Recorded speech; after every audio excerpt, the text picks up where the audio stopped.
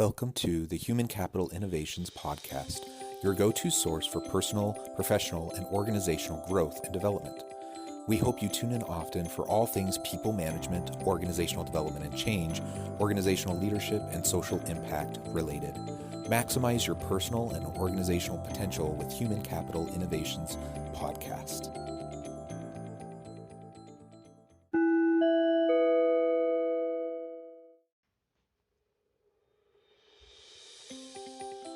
Welcome to the Human Capital Innovations Podcast. In this HCI podcast episode, I talk with Daniel Sztutwojner about creating resilience throughout your entire organization.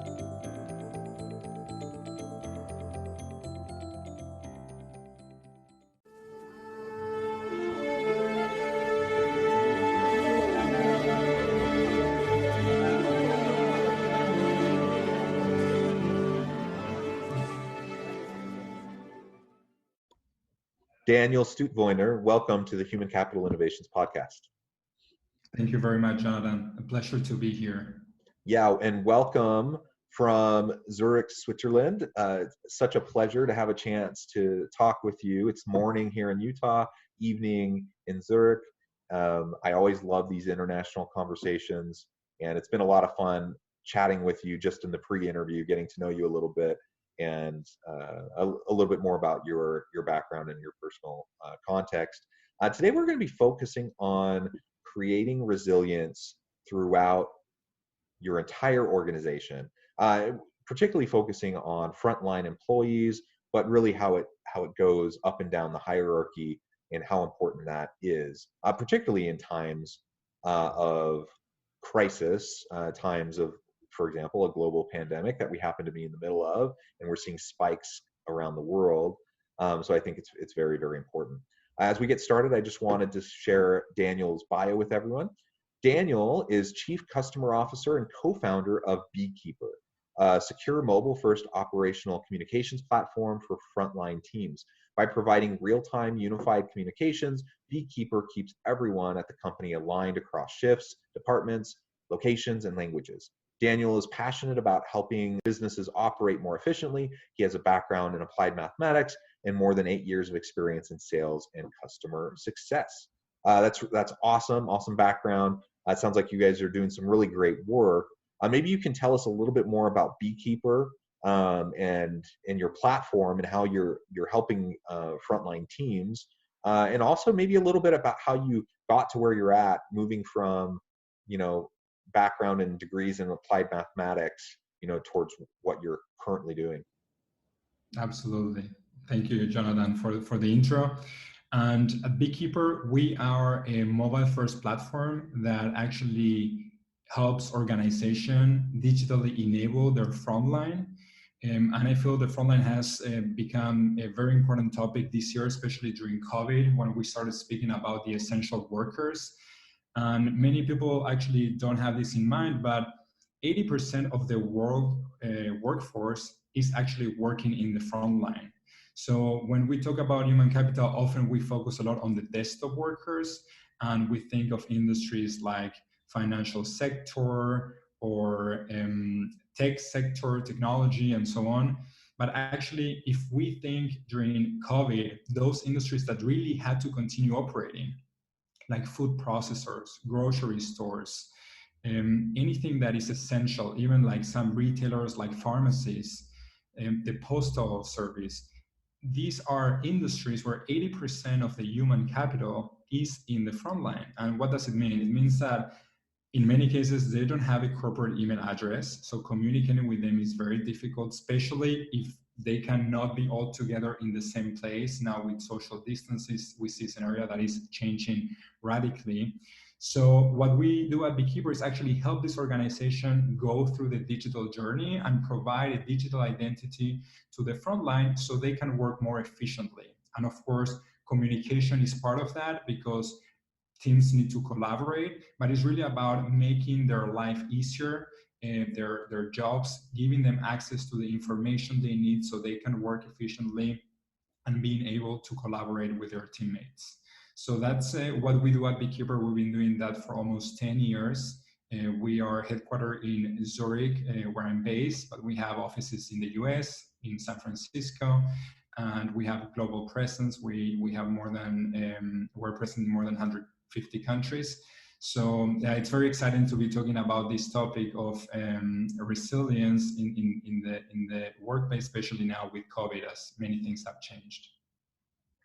Great, thank you. Thank you for that background to the company. And if you don't mind, I know you aren't inclined to spend a lot of time talking about yourself, but just what's your personal path, say in 2 minutes or less, of going from applied mathematics into executive leadership within an organization? Totally. So I studied math because I think it's one of the most pure sciences. And I always been passionate about solving problems and solving challenges. That's why I decided to do it. And I think when you study math, as many other natural sciences, you can apply it to anything in life. And I became very passionate about, solving the efficiency issues that organizations have when it comes to working together as a team and making sure that everyone has access to the resources they need to elevate their organizations. And when we think that 80% of the people, it's the majority of your people, is such a big asset that you have there, and that could become your competitive advantage, is the people you have and how you leverage them. So I became passionate about that topic, and I'm one of the co-founders of the company. We started working together 10 years ago when we realized, wow, how come no one is really taking care of the front line? So we started developing technology for the front line, and now we are globally active. Wonderful. And my wife, who is a math professor, would appreciate your love of applied mathematics. So she'll probably enjoy listening to this episode because of that background. Wonderful. And I love it. I love seeing interdisciplinarity. I love seeing people connect disparate fields to drive success. And I completely agree. I think the sciences have a lot to offer to the world of business. And we probably need to spend a little bit more time figuring out how to better leverage some of those elements and people who have diverse types of training. But anyways, thank you for sharing that. Okay, so let's open it up to resilience a little bit more now. We're in the middle of a global pandemic. Currently, we're in late October as the day we're recording this, and we're seeing spikes around the world. We're seeing spikes in the U.S. In Utah, there's spikes. We're at hospital capacity already. I know you were saying in the pre-interview how much things are spiking in Switzerland and in Zurich. I think that's on top of kind of broad social unrest, political unrest in many parts of the world. It's a tough time. So resilience is probably as important as it's ever been, that we can approach things in a positive, productive way while not burying the challenges and difficulties that we're having. What have you been able to do, both within your team, but also through your platform and reaching out to frontline workers, to help with this resilience issue and help organizations respond to the challenges that we're facing, for example, with the pandemic? Mm-hmm. Totally. And when the pandemic started, it was a big disruption for everyone. And I think resilience is also very important to build it, especially during uncertain times. And what we supported our customers to and make sure that companies could achieve is having a direct line of communication with all their employees to be able that they can share guidance on how to navigate through that. And what most of the employees are looking is certainty, and they need to have a clear message. What we saw is, and these are stories that we heard from many of the companies working with us, but some of the companies in food production, they had to shut down, or they thought they had to shut down because of the number of cases that they had in the plants. And then they had to inform the employees, okay, you don't need to come to work tomorrow. And then suddenly there is a national decision that we need to continue operating because everyone wants to eat meat or whatever it is, and then the workers do need to come to work. And imagine how you do that when you have thousands of employees that you cannot directly connect because you don't have an email to send them, or you need to start calling one by one. And these are actually stories that we heard from the companies working with us, where they had to start calling employee by employee to let them know, hey, you know what, tomorrow we're going to have the plant closed, shut down, you cannot come to work. And then an hour later, hearing the news that they need to operate, calling them again. So this creates a lot of uncertainty with the employees. And then it's also difficult to understand, okay, what should we be doing? And many people are missing their shifts, what's happening. So I think it's very important to have that basis, that framework that will allow you to connect everyone, to give clear guidance. There are also very interesting research in the US where we heard that employees trust more their employers than the government on the directions they need to get. So it's extremely important that there the employers play this role of connecting with their employees and give them that guidance that they need.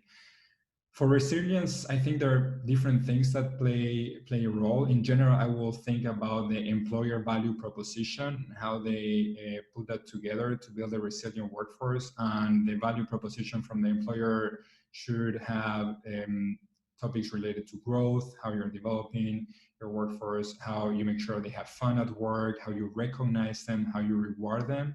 But it's also very important to give them stability. And I think that was the most important thing during COVID, giving them stability and making sure that they know what's going on, they know what they need to do and how they need to do it. And having a way of finding that out directly from their managers, ideally on a digital way where they live. I mean, everyone today is spending their time on their smartphones. It's one of the most efficient ways we've seen. And we noticed how different reacted organizations that were working with us before the pandemic started, where they already had this baseline, and organizations that we onboarded after the pandemic started because they realized they need to have a solution in place to be able to connect and manage and run the operations with our frontline, from stories that they told us. And it was really night and day. So we see that this is really a direction that companies are going in order to build a resilient workforce and make sure that they can navigate through the pandemic efficiently.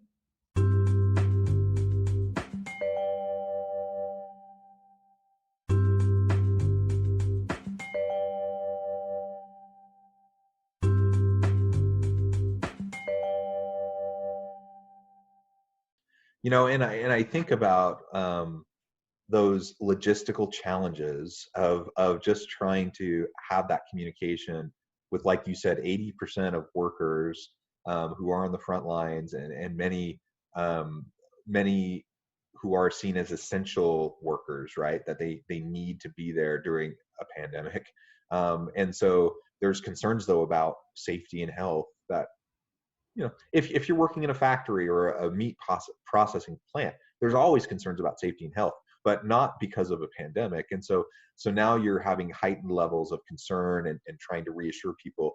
And the point that you made about workers in the US trusting their employers more than the government in terms of steps to be taken and how to follow things, that is absolutely true. It's unfortunate, but true. And so that means that leaders have to step up to the plate and provide transparent information.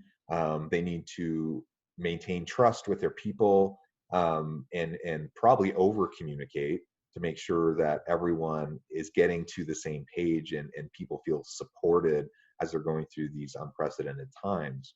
And that's not easy work for a leader to do, because it is disruption. It is change. I know organizations that I've been working with, and I'm a professor, so even at my home university, just seeing the massive amount of disruption that's come from campuses shutting down and moving to online instruction, it changed everything, and overnight almost, you know, we had to pivot, and that's a big load for leaders to carry. So part of this whole idea of creating cultures and environments of resilience with our workers, particularly for frontline workers, it also comes back to what is leadership doing to create those opportunities. And maybe you can share if there's examples that you've done with your own organization, or maybe just in supporting other organizations through your platform. What have you seen to be successful steps for leaders within organizations, complex organizations, trying to help create this resilience kind of environment? Yeah, and I can share, I mean, something that applies to my organization and also the companies I work with. And I think you touched on that, is really over communicating and making sure that everyone has access to the information and clarity on what's going on. It's very different for my organization because we are all desktop workers. We all have access to laptops. So we can all work remotely. It's different, and we can connect.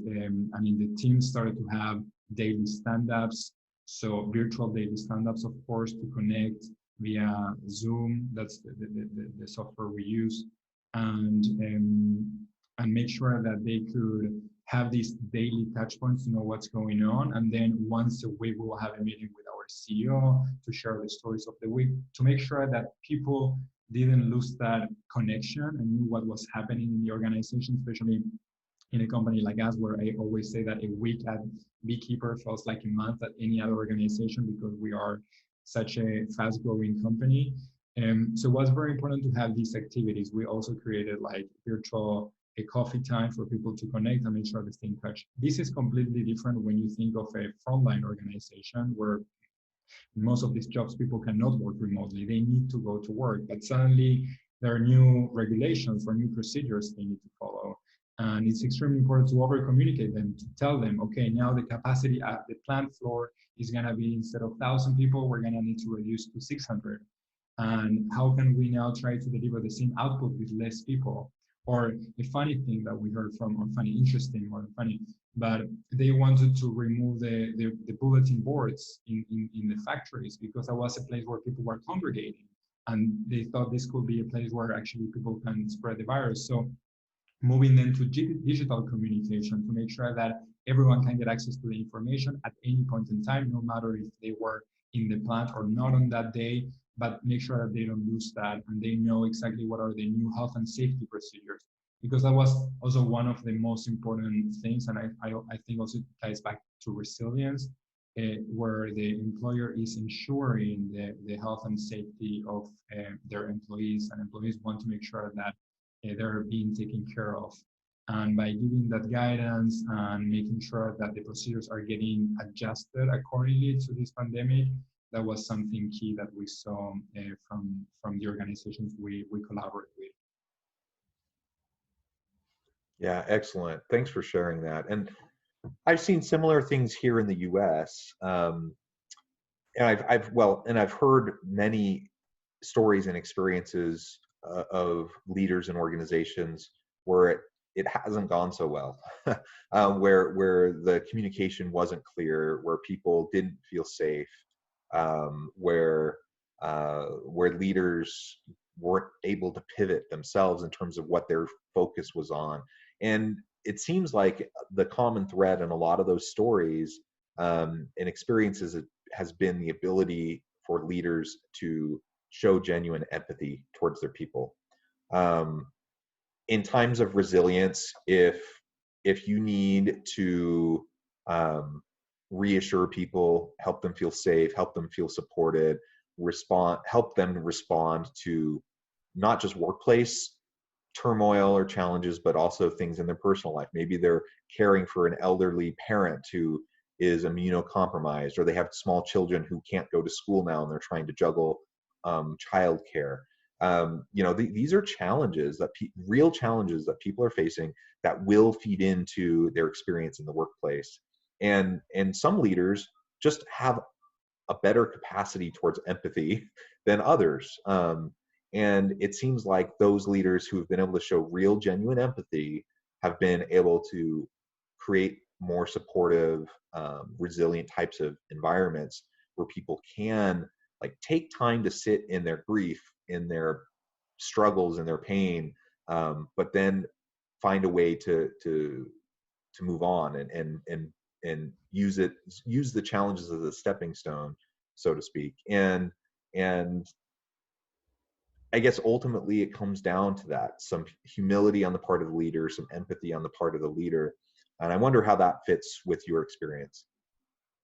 I completely agree. And I mean, some interesting stories. We work a lot also with the hospitality sector and with the food services. A lot of restaurant chains work with us, where at the beginning, these were, and still many of them were hit really, really hard. I mean, many hotels had to shut down and furlough employees. For restaurants, it really depended. Some of them saw a spike on activity because of the food delivery. So actually, they had the opportunity to grow their businesses. Others had also to shut down. And there, what we saw, the difference in the leaders, how they reacted to their employees, their furloughed employees, and also the people they had to lay off, and how they also continue communicating with them to make sure that they had everything they needed, that they stay in contact in case business started to pick up again and they could come back to work. So the empathy of the leader, I think it's something also very important for building resilience. And we saw how that played differently depending on, the type of leader that each organization has. But what was really nice, what we saw in many cases, is that the leadership team were over communicating and taking care of everyone, not only the people that stay, but also the furloughed employees, so they could then know that when they could come back to work and make sure that that they were incentivized to come back when things were returning back to normal, which was the case. Now with the second wave, we need to see how that plays, but really supporting their employees, also with the ones that they had to lay off, providing them with the forms digitally, also in this case through Beekeeper, so they could apply for a certain support from the government and so on. So really taking care of everyone, because I think, as I mentioned before, and this is your space, but I mean, human capital is the most precious that an organization has, and really taking care of the people that make your organization work is extremely important. And we saw a lot of empathy during this crisis. I think it brought people together against the common enemy, which in this case is this virus. Yeah, absolutely. Well, Daniel, it has been a real pleasure talking with you today. We're about out of time, but before we close, I just wanted to give you a chance to give the final word and also share with listeners how they might get connected with you, find out more about Beekeeper, and anything else you would like to share as we wrap things up today. Absolutely. Thank you, Jonathan. So our contact is beekeeper.io. So you can find us online at beekeeper.io, or you can give us a call at 844-423-3533. If you are looking for a way of driving more business agility because you have a large number of employees that don't have access to a corporate email address or don't work behind a computer, we can help you. We can really walk you through the digitization of your organization and making sure that you can digitize a lot of your processes and bring operational efficiency to your organization so they can better collaborate and really make sure that your people become your competitive advantage by providing them with all the tools and information they need through Beekeeper. And at the end, digitally enabling them to be more successful. Excellent. Thank you so much, Daniel. It's really been a pleasure. And I wish you and your organization the best as you continue on, and as you said, as you continue to grow and scale and support businesses. It's really important work that you're doing, and I hope you personally and everyone within your organization and within your country are able to stay safe and healthy, and hopefully globally we can kind of come back together, during this second wave. And really in the US, we're kind of in our third wave at the moment. That we can do this as we are committed to each other and protecting the most vulnerable among us. And I truly believe we can beat this virus, and we can come out stronger for it. So thank you. And for everyone listening, again, I appreciate you joining us today. I hope everyone can stay healthy and safe, that you can find meaning and purpose at work each and every day. And I hope you all have a great week.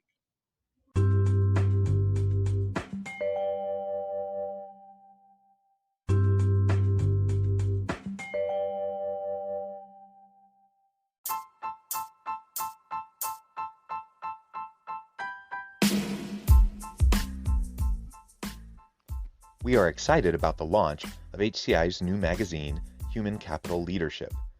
Human Capital Leadership is a free, interactive e-magazine designed to help individuals, leaders, and organizations find innovative approaches to maximize their human capital potential. We will be publishing issues quarterly in August, November, February, and May. Check out the first issue and let us know what you think.